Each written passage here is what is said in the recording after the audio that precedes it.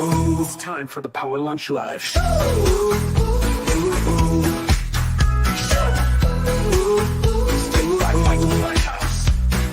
Every week it's time to tune in. For diverse voices, let the chat begin. Fun, free-flowing, unpredictable too. You never know what's coming, it's all up to you. The Power Lunch Live Show, come and see. Powered by random happenstance and serendipity. Michael Whitehouse is the host. Watch it live, you'll love this show the most. The Power Lunch Live Show, come and see. Powered by random happenstance and serendipity. Michael Whitehouse is the host. Watch it live, you'll love the show the most. Hello and welcome once again to the Power Lunch Live Show, where I bring as many as 4 diverse guests to have a free-flowing, wild, and frolicking conversation. And we do indeed have 4 guests. Yes, I think last week we had 1. Now we have 4. So these are some great people. They've all been on my summits before, and we're going to have a good time, learn a whole bunch of stuff. So first off, let us meet let's meet all of our guests. So I'm going to go from the bottom to the top. So, Steve, tell us a little bit about yourself. Hi, my name is Steve Kidd. I am a third-generation minister and international best-selling author of 22 books and counting. Actually, I have 12 more that I'm just about to publish. I've worked with over 4,000 authors, helping them write, publish, and market their books to bestseller. We've been a marketing company for 37 years, and we love help sharing your message with the world. Fantastic. And next up, you got a link here. There we go. You can learn about thriving bestsellers. I'll get better at this. All right, Lisa. Hey, Michael. Hi, guys. What a lucky day. I get to hang out with all of you today. I'm Lisa Reed, founder of Get Speaking Gigs Now and the CEO of the International Speaker Network. So you may have, your psychic abilities may be picking up that I work with speakers, and specifically I work with entrepreneurs who have a deep yearning to use public speaking as a marketing strategy, especially when they have a lot of expertise that they want to teach, and they know that that's a way they could attract their ideal clients. Awesome. Yeah, I did recently meet with Dr. Ida Green. She did this thing to open up my intuition, and that was allowing me to realize you work with speakers with my newly opened intuition. I wouldn't have known otherwise. So yeah, see how that works? Yep. Yeah. It's very subtle. Very subtle. All right, Joel. Thanks, Michael, and great to be here. And I call myself a master prosperity coach. Actually, rule number 2 in the 9 money rules millionaires use is intuition. So trust your intuition and make a lot of money. So I am a master prosperity coach. I teach people how to shift their mindset from, I can't afford that. Money doesn't grow on trees. That's too expensive. At least that's how I grew up. 2 thoughts of abundance and prosperity. I also teach money manifestation techniques and investing. I'm a former hedge fund manager, shut down my hedge fund in 2016 to coach people. And so I teach them how to invest either in stocks or real estate or even grow their business. My main clientele are spiritual entrepreneurs, people who are Reiki masters or life coaches or health coaches or yoga or meditation teachers. These people I can help them get to the next level. So thank you for having me, Michael. Appreciate you. All right, welcome. And Endre Hoffmann. Thanks very much. I'm known as the Doctor of Self-Worth, and I have been helping business owners, business leaders who are getting emotionally triggered and replaying, getting stuck in their head, self-doubt. I unlock their potential and emotional freedom so they can show up and multiply their impact in life and business. I have been traveling around the world before, trying to find my own self-worth for 30 years, and it cost me $100,000 to work out what's not working. And now I've been impacting thousands and thousands of lives and getting them results because I guarantee results. Thanks very much. All right, fantastic. Welcome. So I'm actually going to seed a thought here before I hand it off to our first leader, because something I've been thinking about a lot, and it's my show, so I'm going to plant it. One thing that I've found is that there's a lot of these coaches out there. Coaches, they're actually consultants, trainers, and mentors, but they call themselves coaches, who are teaching that, to make money, you got to dollarize everything, monetize everything. Everything has to be, and so you can make more money, you can be healthier, and so you can make more money, develop more self-worth, so you can make more money. And I was talking to someone earlier today who says, yeah, I don't promise people make more money because that's not what I do. It's not what I offer. Joel promises probably to help you make more money because that's what he does. But, self-worth, you promise self-worth. And I've been more and more going down this kind of unlearning of like, what else have I learned from millionaires that is total crap? And where is their way for more success? That how much of the stuff I've been learning is actually just marketing pitches, because it's deeper than I thought. So this idea of authenticity, and not just being authentic about yourself, but like actually working for your clients and supporting them, which I'm pretty sure all four of you are on board with that concept, that you should be serving your clients and getting paid because you provide value. So that's kind of the thing I've been thinking about a lot. So I'm going to plant that seed. You can take it or not. You can ignore what I said entirely, but I'm just going to throw that out before we get going. And now back to our regular format. So Andre, I've got you queued up first. So share with us a few words, 2 to 4 or 5 minutes or so on a topic that's on your mind to get us started. Thanks very much. I believe self-worth is a pillar for life and business, and it's to do with the unconscious mind. Most people are just living out the programming that they have brought up to that moment in time, and they usually replaying their patterns and beliefs. And I love to come in and dissect what's going on in between their ears, so we know how they have created the problems that they usually have. Because I found that people usually show up at coaches or mentors when things are really, really going bad. And that was the same for me.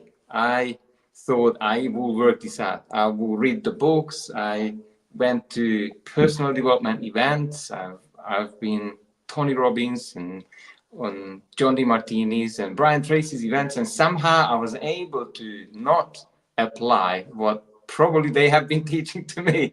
So I needed to have that one-on-one approach, at least for a while, to uncover who I really am, because I probably have been replaying the wrong questions for decades. What's wrong with me? Why do I have to do this work?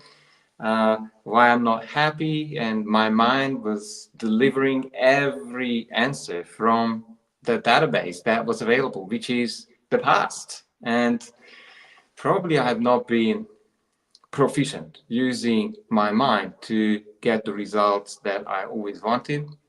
And luckily I found mentors and coaches, and they have sped up my finding my true self and my authentic self. And if you are looking for that, to do effortless, joyful life where you contribute, I believe you will need to do the work. And it is inside work, and there is other coaches on this call who you could reach out to. Even Mike will probably have contacts for you, because I believe mindset is the baseline. And if you do not have your mind set straight to what you want, or I call this alignment, then you will fail, and you will come back around, merry-go-round. And I think you deserve results, and you deserve a better time, because we're always running out of time. We haven't got much time left. We're sleeping 8 hours a day, and we have what? We work 8 hours a day. You really need to enjoy what you want. I believe you deserve that. So make a decision. Commit to conversations that change your life and get you results. Thanks very much. Yeah, and I think you raised an interesting point there. You're talking about going to these programs, Tony Robbins and all these big people, and how you didn't get what you needed until you started working with someone one-to-one. Did I hear that correctly? That was the case for me. Yep. I probably have been unconsciously avoiding the most uncomfortable part of their trainings. And self-sabotage was probably my best virtue up to that point. Yep. But also guess, a lot of these gurus are teaching, oh, don't do one-to-one. You're trading time for money. You got to scale. You got to build a course. They're encouraging people to get further and further from their clients, from one-to-one to group to evergreen course, which gets them further and further away from delivering the real transformational value. Because, a course is never going to be someone actually going back and forth with you, pushing back. You take a course, you'd be like, yeah, I understand this. I read the books. I got this stuff. But a coach, you can't hide from them. Oh, it's so true. And I agree. Strategies are so important to do what works in the marketplace, where it comes to marketing or getting your message out. But the head space could really mess things up. And I was one of those people who worked hard, paid the programs. And as I said, it cost me over $100,000. And I didn't get the results because I was probably sabotaging most of the programs and the implementation part of the program. So yeah, you need both. And you will find through Michael, strategy and mindset, you are the best place. So stay on and keep coming back. Thank you. If anyone has any thoughts they want to throw in there, feel free to jump in. Well, I bet, Andre, even though you felt like you didn't, I think you said I didn't get anything from it or something like that. Clearly it worked because of what you're doing now. So even though your journey wasn't exactly what you thought it was going to be, the $100,000 was worth it, I think. Yes? Maybe, but the 30 years was a really long journey, more than half my life. So if I knew some shortcuts, probably I would have taken them. Yeah. Yeah, definitely. I think it takes years to change who you are. It takes a lot less time to learn a skill. But if you really want to change who you are, you got to dig in and be brave. Like you eventually, sounds like you did finally step into that space and look into the corners that you were avoiding for so long. And now you help all these amazing people. So that's pretty cool. I agree. And I shortcut that journey now, that new identity. It doesn't need to take 30 years. It can so much faster and so much cheaper. What a gift you give to people. Well, and the old saying, practice makes perfect, is kind of a misnomer, because if you practice doing it wrong, you're just only going to get really, really good at doing it wrong. And that's where a coach really more than anything comes in, is because then they can tell you, no, it goes this way, or no, your guitar's completely out of tune, or whatever that might be. You gotta know the elements of it. So absolutely, I agree with you totally, Andre. I found that focusing on the right thing that makes a difference. That's what was the most impactful for me with coaches. Pointing out the block. I think it's important, going back to Michael's point on scaling and leverage, important to have both. So I think it's important to teach people one-on-one, but other people may get benefit from being part of a membership or being part of a mastermind group and a small community of people where they're bouncing ideas off of, rather than just the one-on-one.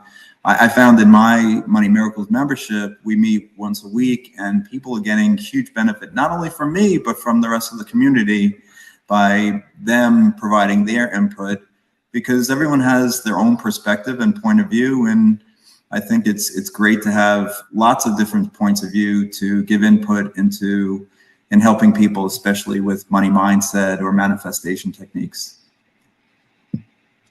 Yeah, I cannot agree more.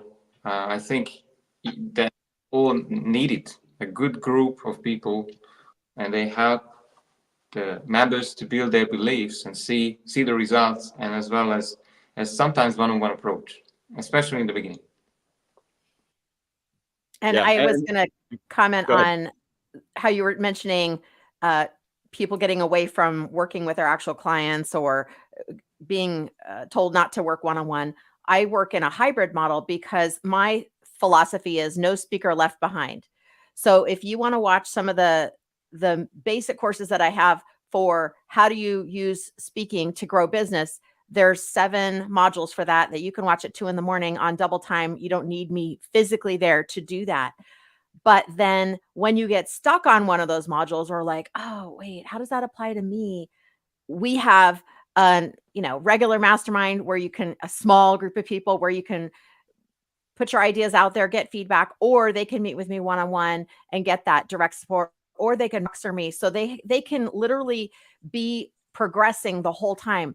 I found out that I don't want to get in the way of someone's growth, and different people learn differently.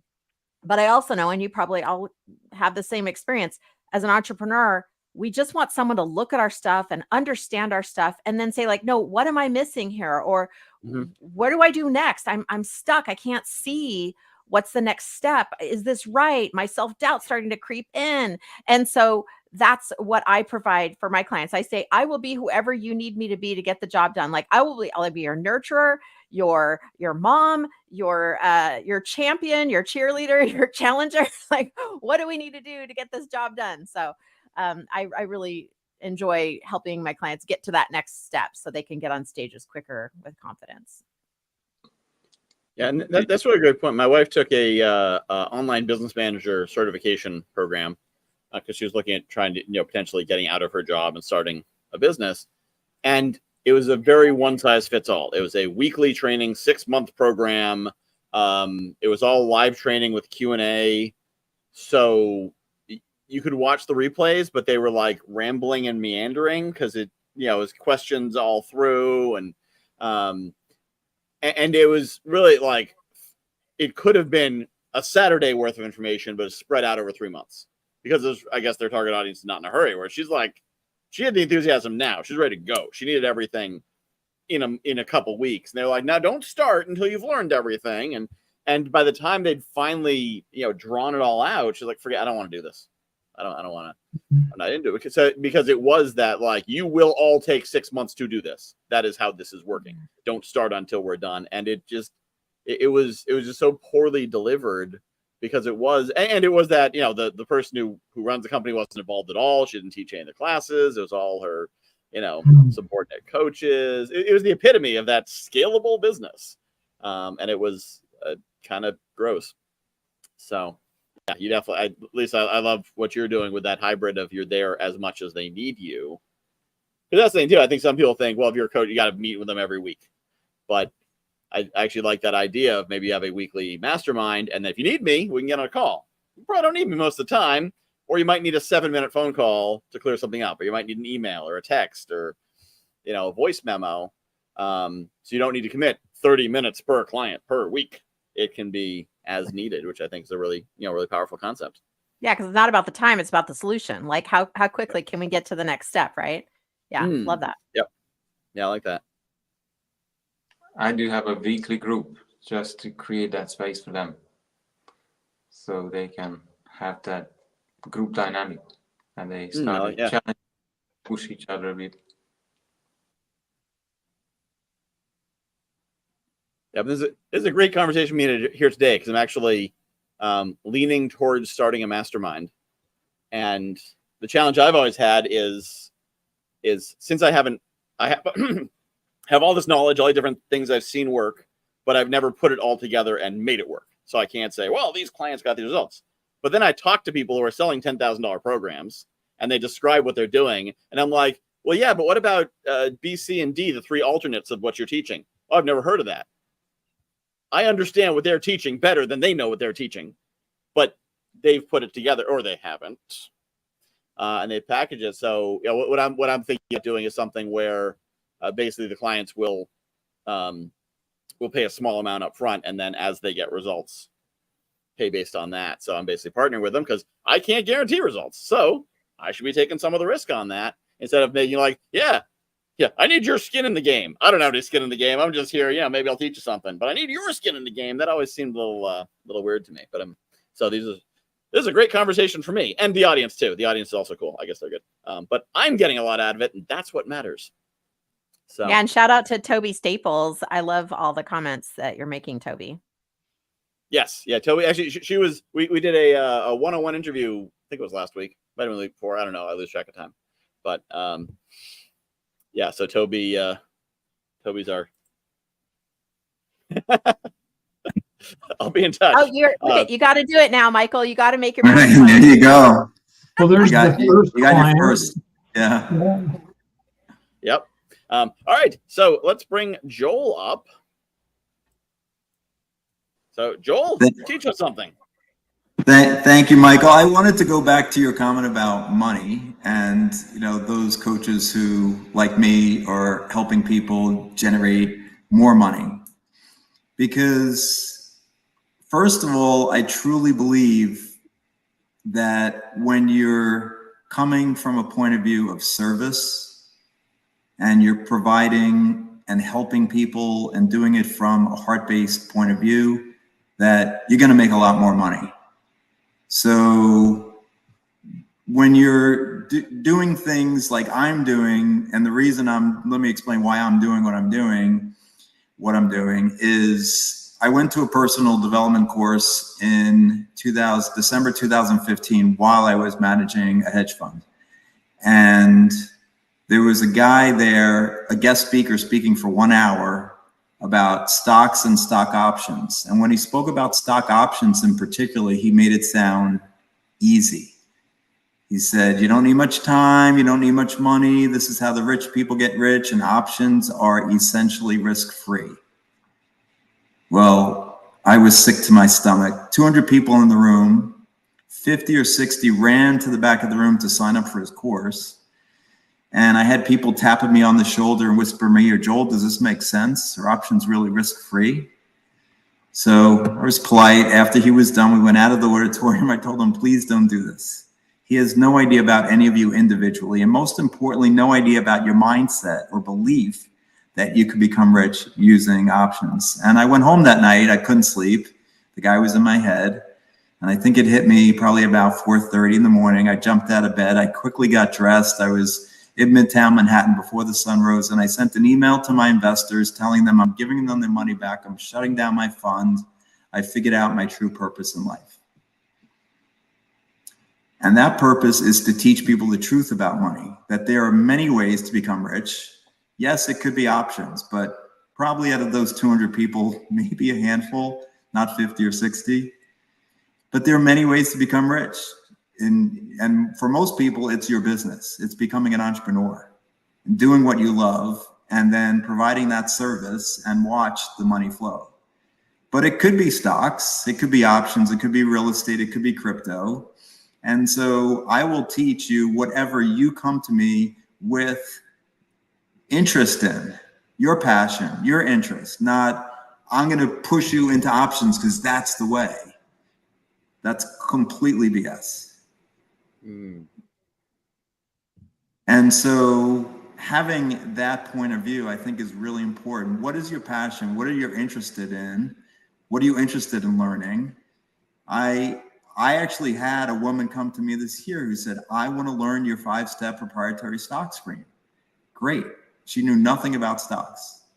And this year she's found 2 independently, both went up over 90% in 3 months. Now, past performance is no guarantee of future experience. I'm not going to say that's going to happen with everyone, but she was interested, she was passionate, and she applied rule number 2, trusting her intuition, and rule number 1, when you believe, in the 9 money rules millionaires use. She believed that this was something she could make a ton of money in, and she trusted her intuition. Those are the 2 most important rules. And so I encourage anyone who's thinking about generating passive income different ways, reach out to me. I give everybody 30 minutes free, and let's figure out what area is the one that can make you a lot of money. And look, it's great to have a lot of money. If you had $10 million and you could give $1 million away to your favorite charity or create one, why not? Yeah. And I like that concept of focusing on what your passion is, your alignment. Because because one thing I've been, for instance, on my email list, I've been railing about this for a bit, and I'll be railing about it for a few more days. These coaches who they promise to build you a 6-figure business, and the 6-figure business they'll build you is a photocopy of their business. And what are you selling? A photocopy of your business. If anyone remembers photocopiers, imagine a photocopy of a photocopy of a photocopy. And that's basically the business model. And because their clients are doing what they say, selling this snake oil, they're getting paid. Thus, the guru can say, well, you got paid. And then the client gets sued because they misrepresented and didn't deliver and broke all kinds of ethical things. But they also got away with what they're doing. You know, a lot of these people, they're mindset coaches, they're health coaches, they're whatever. And this guru's like, oh, you can't make any money doing that. You got to sell making more money. So, you know, forget that stuff and do what I do. And suddenly their reputation that was good because they were doing good work in a place they have expertise is ruined because now they're known as someone who's taking money, not delivering value, and it's completely out of alignment. And so, you know, I love what you're saying about even within finance. You know, don't get into options if you're not excited to get into options. Don't get into stocks if you're not excited to get into stocks. Do the thing that you're called to do. I love your mercenary warrior. You're like the entrepreneur's mercenary, Michael. You're so wanting to just protect and serve the entrepreneur community. I love that about you. I can really relate to what you were saying, Joel, because a lot of times I'll get the question, well, how do I make money speaking? How can I be a paid speaker? And I want to make, money as a paid speaker. And I say, well, there's a lot of ways to monetize your speaking, but it's not just one way. And so similar to what you're saying, it's like, let's open up. What is it that would be best for you? What do you like to do? Do you like to travel? Do you want to stay home and speak virtually? Who should you be speaking to and why? Do you have a message that would fit a paid speaking model? You may not. You may. Like I have a client who was, heavy, very high leader in corporate entities. So for him, it makes sense to do the paid speaking model because he's really comfortable in that setting. I have another client who's a healer in the middle of nowhere, and she would just crumple up and just hate being in the corporate setting. So it's like finding that thing that works for you instead of worrying about the right way or what I should do or what I have to do. It's really like, well, what excites you? Because as an entrepreneur or business owner, you're doing it because you love it, not because someone told you you had to do it. We're trying to get away from that. So I really appreciate what you said, Joel. And by the way, rule number 3 in the 9 money rules is, can happiness buy you money? Love that. Not can money buy you house, can happiness buy you money? So if you're doing what really makes you happy, that you love doing, I truly believe that you'll make more money. Purpose and prosperity. Yeah. My next book, by the way, Purpose and Prosperity. That's a powerful rule, Joel. What I found, a lot of business owners are so stuck and focused on their problems that first they need to be sort of released, set free to find their calling, because they just recreate their usual issues and challenges. And this is why I've seen really 3 stages of finding calling. One is this unconscious place where people, and I would say 97% of this planet, they would never uncover their potential or tap into their potential. And then comes, I call, kind of best version, when one is done with the past. So now their purpose is almost revealed. And I think that's the big step. And then what you saying can happen nicely and easily because mentors and coaches are always around. Well, and I think those two go together so well, what Andre was talking about and then what Joel followed up with, because, your purpose follows your passion. And if you don't know yourself, you don't know your mindset, you don't know what you're passionate about, then you just follow, Michael, like that course you were talking about, you just follow somebody else's passion. And eventually business becomes work. There's those days that are tough. And if you're not passionate about it, you're not going to have the passion that's going to drive you through those days. If it's not your purpose, you're just going to give up and move on to the next thing. I mean, I find it all the time with people once they become a best-selling author, because somebody's going to automatically come up to you and go, how did you become a best-selling author? Tell me how to do it. And I've seen so many people get really amazing, even 6- and 7-figure businesses totally hijacked by trying to then teach a new program on how to become a best-selling author, rather than saying, hey, here's a program and get an affiliate fee off of it, or staying in their lane. And we really do need to understand who we are in order to then be who we're meant to be in this world. Yeah, and that makes a lot of sense. If you had someone help you become a best-selling author, don't run a best-selling author course. Just get your 10 or 20% referring to the person who helped you do it, and say, oh yeah, the Steve's the one who helped me do it. Go see him. He's the expert. I know what I did. I can't teach you how to do what you should do, and that makes the most sense. It's funny. Yesterday at the Speaker Success Summit, someone asked a question. The question started with, "Do I need I think it ended with website." But I was like, I didn't need to hear the end of your sentence. The answer is no. Do I need a website, podcast, book, high ticket offer, car, internet connection? No. Someone's successful without those things. There's some. It's probably like an auto mechanic in the Yukon or something who doesn't have a website and maybe doesn't have electricity, maybe it's a generator, and is making 6 figures because that's the business model. There's people making money.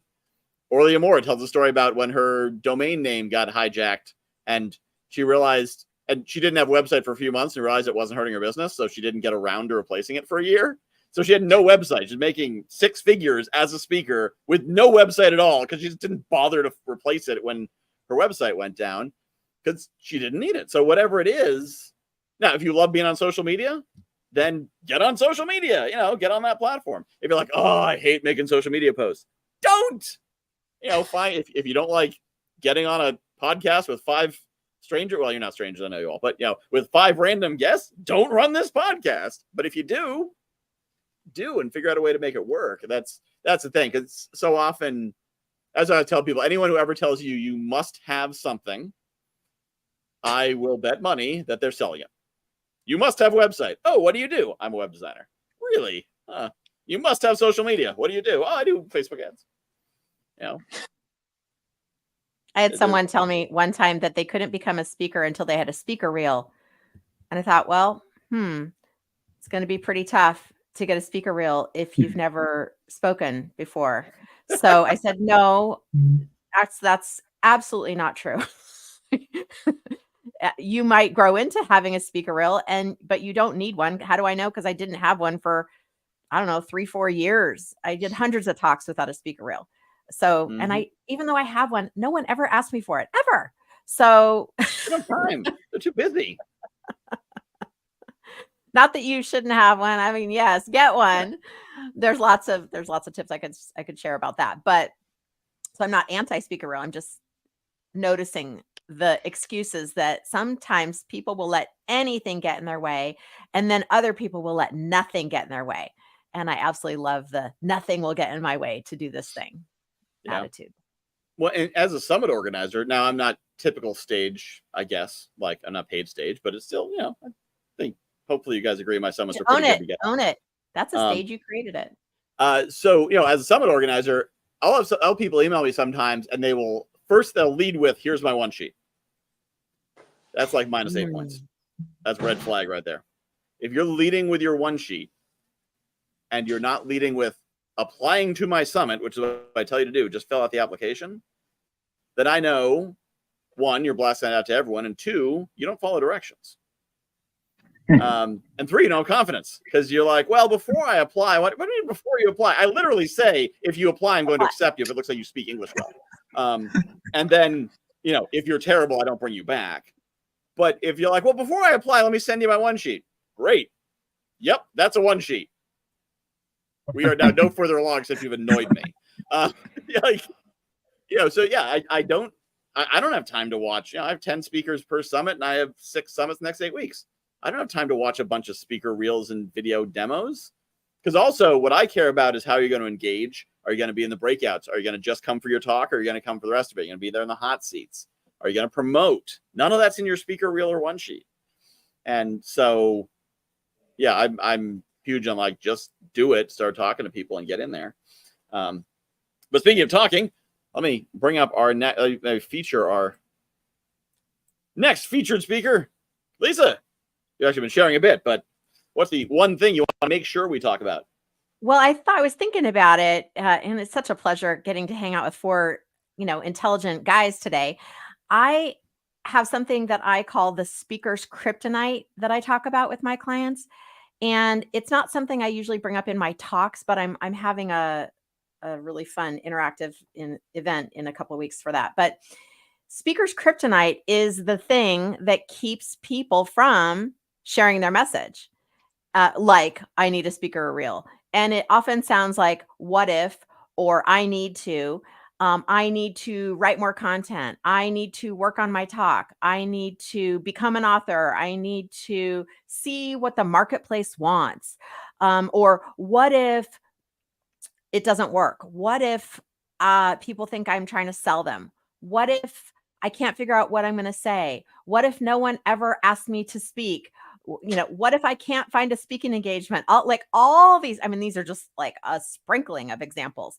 But that speaker's kryptonite is so customized to that person. If we have a lot of mindset experts here today, the smallest thing can keep us from sharing ourselves, being vulnerable, being courageously out there and visible. So for me, a lot of times it's figuring out if there's, we'll go into strategy, but then if I've given them the strategy and they're not doing it, and I'm like, oh, we probably have a speaker's kryptonite situation. It might be even afraid to get their photos done. There's some kind of visibility or insecurity about, oh, I got to lose a certain amount of weight, or my hair is whatever. I don't know. Something about that could be crippling to someone. Or it might just be, I need my notes, because what if I don't say it perfectly? So oftentimes I will metaphorically be ripping the notes out of someone's hands. And like, just let's get comfortable with you being you, with you being, putting that stake in the ground. Like, this is what I stand for. And you will then attract the people who are picking up what you're throwing down. You don't need to attract everybody. You don't want everybody. You want the people who you can help the most. In my opinion, like, I think that's the cat's meow. I don't really want to, I always say I'm not an arm twister. Like, if you don't want to speak and you'd rather get a root canal than be a public speaker, you're not calling me. And that's totally fine. Yeah. And actually, I think you made a great point there about you don't need to attract everybody. Recently I made that post. I don't know how many you saw it in the coaching jungle, which offended quite a few people, but it offended the right people. It offended people I don't want. People who look at the post was 18 words. It was coaches who make money by coaching coaches to make money by coaching coaches to make money by coaching coaches, and then a pukey face emoji. And a bunch of people got it, and their comments were like, I totally get that. Like, that is the worst. And other people are like, hey, why are you saying that about us? I'm like, I didn't name you. You said us. But it's saying those divisive things that your audience would be like, yes. And if anyone, you're doing it right when someone says, hey, and you're like, good, it worked. I ticked one person off. That means it's working. But also, Toby put this in the chat or in the comments. So Toby spoke on my summit back in January. She had no list. She'd never spoken on stage before. I put out a call for speakers. She's like, I got no list, but I got a message. Can I speak on your stage, please? And I was like, yeah, get out here. In a couple weeks, we're going to be running a summit together because I liked her message so much. I'm like, I want your energy. You may have noticed that she speaks in all caps. That's because she actually speaks in all caps. Like that. That's not a weird affectation. Like, that's her energy. Lowercase isn't enough to carry her energy across. So, but it's all because she just took the opportunity instead of saying, I don't have an email list, and most summits need an email list, and blah, blah, blah, blah. And conversely, having an event, when someone approached me and said, hey, I want to be in this. I think I'll be good. Can I get in? my inclination is say yes, and not say, well, how big's your list? Well, because fun fact, there is almost zero. I haven't fully scientifically analyzed this, but as far anecdotally, I'm finding there is zero correlation between email list size and promotional ability. I'm running this event called the Epic Legendary Summit. 10 of the top promoters I've ever had. I believe the average list size among them all is 5,000, maybe 4,000. And some of the big ones, the ones who have 30, 50, 100,000 people on their list, they're down in the hundreds, as in 100th place, 150th place, 200th place. So, that's the thing. It's much more about the passion, the enthusiasm, and the people who are being like, I want to be on your stage. I like this event. Let's go. So. And one thing I'll say, because I've stunned you all to silence. Lisa, I put that in my name tag there. Entrepreneur vigilante, just for you. Vigilante. Yeah, that's the word I was looking for. Yep. I knew mercenary wasn't the right word. Vigilante. Yeah. Yes. Yeah, I've got vigilante lately. I'm liking it. It's fun. Because it pisses off the wrong people and it really engages the right people. Well, I love what you were saying, Lisa, because it's so true. I mean, especially when it comes to speaking, because all of us have filler words that we use. And that's one of the ones I hear the most often is, well, what if I say and or those kind of things? And Michael, I know you know this one's true because of all the summits you run, all the times that people lose their train of thought or say and or things like that. And it used to really bother me, even with as long as I've had my radio show and stuff. And then I was listening to a really big national television show where the person talked every single day. And I counted like 25 times that they said the word in one segment. And I was like, okay, all right, we can just let that one go. It really is just about believing what you're speaking in and then talking from your heart. Yeah. The previous governor of Connecticut, Daniel Malloy, I called him Daniel Malloy because I've never heard more filler words from any human who ever opened their mouth than that. And that's the governor of Connecticut. He won elections repeatedly. And he was like 20% of his words were filler words. And yeah, that's the thing. There's always something imperfect. And most of it doesn't matter. Ignorance on fire is better than perfection on ice any day of the week. Yes. I will take ignorance on fire all day. Let's go. Yeah. Doesn't need I didn't really understand that. Can you explain that, Lisa? Yeah. So when I first No, I was joking. That was a joke. Ignorance. You got me, Joel. Funny guy. One thing I realized years ago with Toastmasters is you think about like all the things you can do wrong in a speech. You can forget your place. You can look down. You can and almost every one of them is caused by fear. So if you're afraid of messing up, it's going to make you mess up. You use filler words because you're afraid, because when you're not afraid, you just let it flow.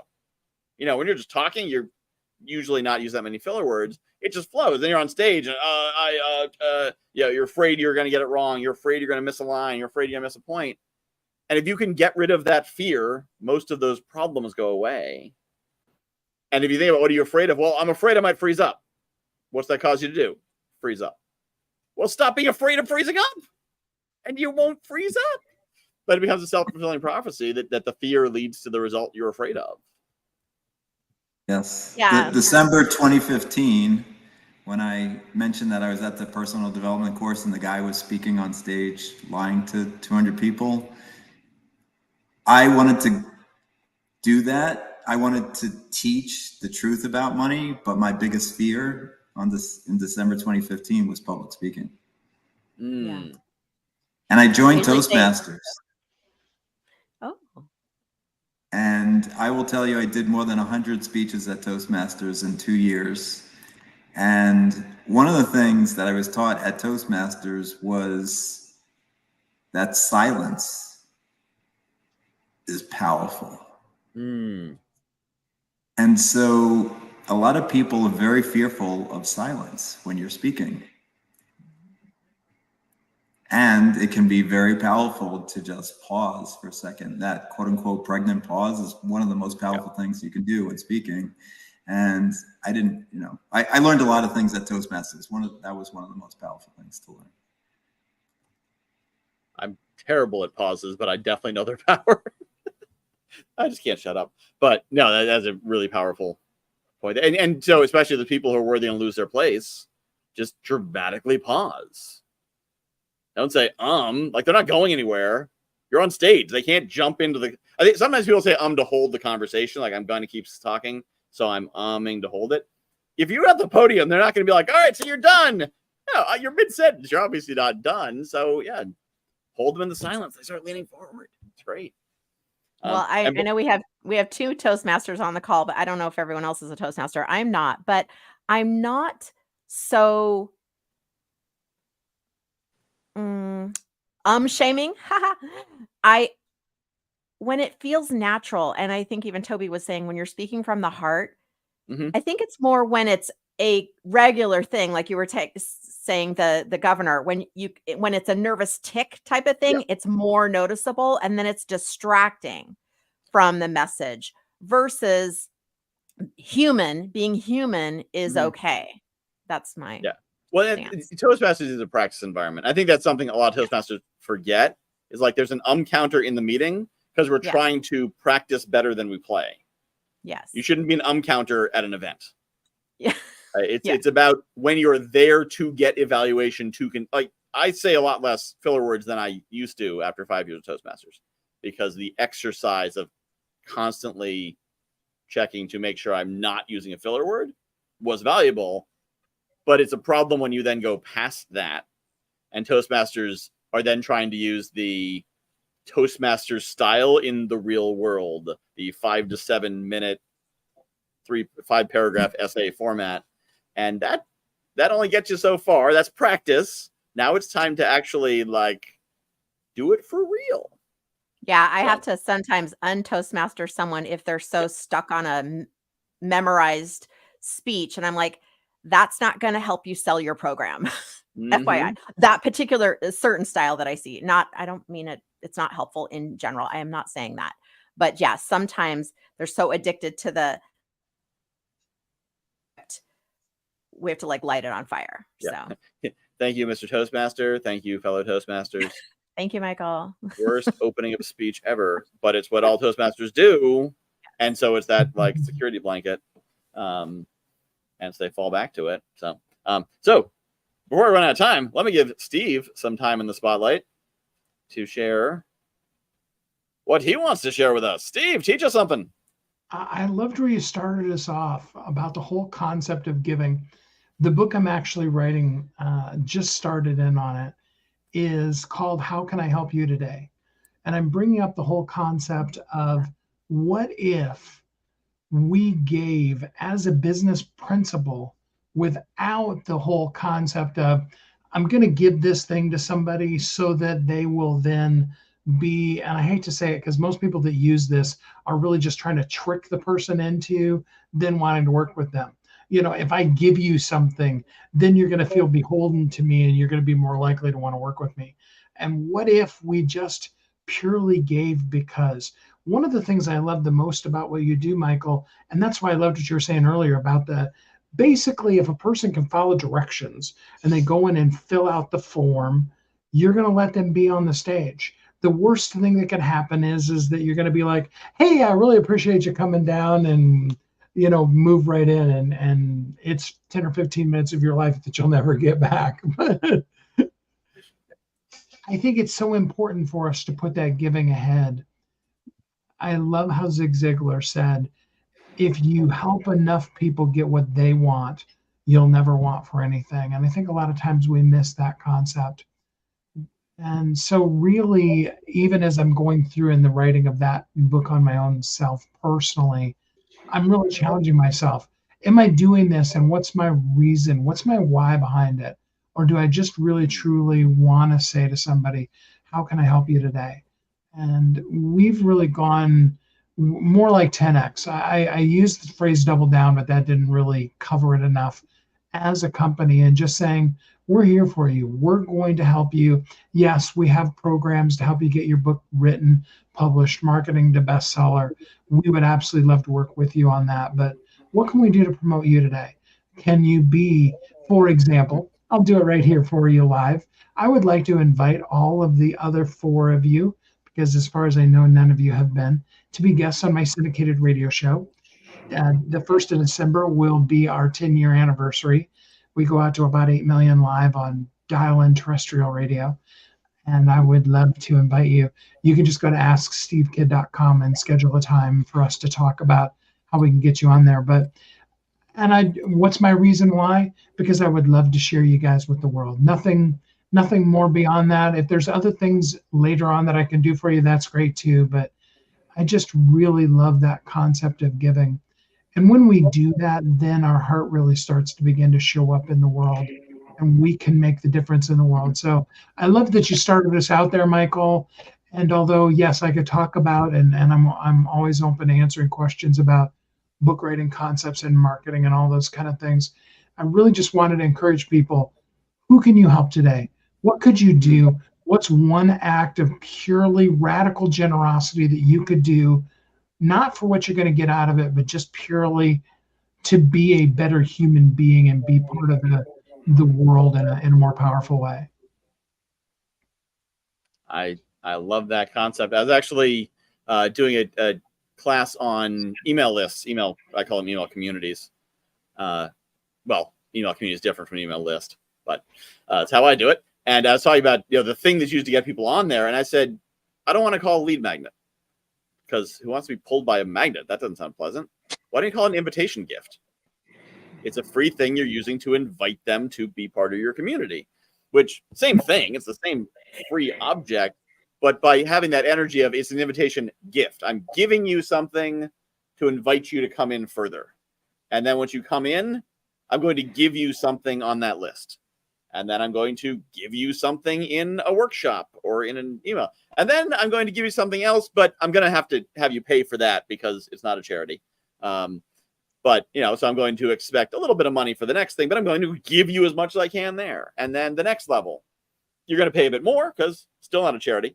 But, I'm going to give you more. But my standard is always 10x, that people should get 10 times the value they pay, or at least most should. Obviously, some are going to get 2x and some will get 50x. But you should aim for 10x. And if you're not aiming for that, if you're like, yeah, you paid me $1,000, you got $1,100 of value. Well, some people missed the mark and now they're out of luck. But yeah, I think that's a fantastic concept of focus on what you can give. And the great thing too is if you give and don't keep track, then you start to find all these people like you. Like, you invite people on your podcast to say nice things about you, and you're like, wow, really? I didn't even know you knew about them. That's great. Because as opposed to, oh man, yeah, have you heard about Bob there? Whew. Yeah, my friend was in his program, and yeah, I'd cross the street if I saw him coming. If you put good in the universe, you'll stumble across it everywhere. You put bad in the universe, you'll stumble across it everywhere. So yeah, thank you, Steve, for the concept of giving. And Michael, you started the conversation today with that. Rule number 6, by the way, in the 9 money rules is giving. And I will tell you, when I wrote my first book, it wasn't doing well. And I just said, you know what? I'm just going to go into Manhattan every day, bring 5 copies and give them away. Funny thing happened a few weeks later. Sales went through the roof 3 weeks later. And I didn't really do it because I wanted to get more sales. I wanted to get the book in hands because I thought I had something helpful for people to read. And that was the main reason why I started giving away when no one was actually reading it. Yep. And actually, I'm doing a free masterclass next Tuesday night called How to Create Money Miracles. I do masterclasses probably 6, 7, 8 times a year. So I'll put the link in the chat. Anybody, there's no, you don't even have to come, by the way. You can watch the recording. We're recording it. It's absolutely free. You don't have to come live. It's 7:30 on Tuesday night, but I'll put the link in the chat if anyone's interested. I like it. All right. So we are coming to the end of our time because at 2:00 Eastern, which is a minute from now, is when I run the Entrepreneur Village. So if anyone wants to come join me and some other cool people in the Entrepreneur Village, you can go to guywhoknowsaguy.com/village to sign up for it. If you don't feel like signing up, just want to show up, just put the word Zoom after that. guywhoknowsaguy.com/village Zoom. Then you can sneak right in. Your name won't be recorded. You won't be in the reminder sequence.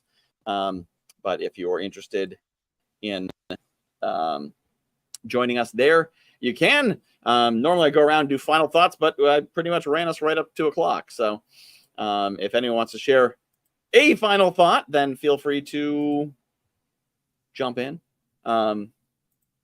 Yeah, giving, I believe, is a concept that I adopted 3 or 4 years ago. I decided non-negotiably I need to make a difference in someone's lives. And the tagline of my business is changing minds, changing lives. And my wife doesn't like it because I do schedule meetings sometimes on Saturdays and Sundays so I can live my purpose every day. So get excited and serve the world, and you will see magic happen.